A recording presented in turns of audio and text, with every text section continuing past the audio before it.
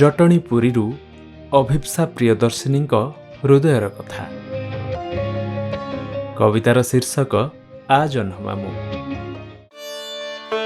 ଆ ଜହ୍ନମାମୁଁ ଶରଦ ଶଶୀ, ତାରକାଙ୍କ ମେଳେ ଭାସିବୁ ହସି। ତୋତେ ଦେଖି ଆମ ଟୁନି ଓ ମୁନି, ଦାଣ୍ଡେ ସାଥୀ ହୋଇ ଖେଳିବେ ମିଶି। ଜହ୍ନମାମୁଁ ଆମ ଭାରି ସରଳ, ପିଲାଙ୍କ କଥା ସେ ବୁଝେ ସଅଳ।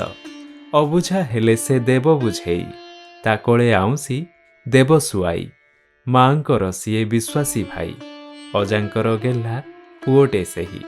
ଆଈଙ୍କର ପୁଣି ଦରଦୀ ପୁଅ, ସଭିଙ୍କ ହିତରେ ଦିଶେ ତା ମୁହଁ।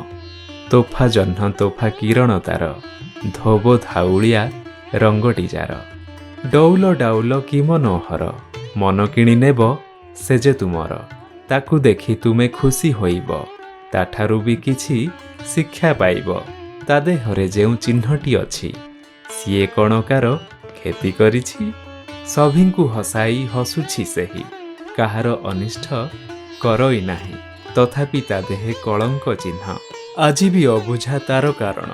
ଟୁନି ମୁନି ଦୁହେଁ କଲେଣି ଅଳି, ତୋ ସାଥେ ଖେଳିବେ ସେ ଲୁଚକାଳି।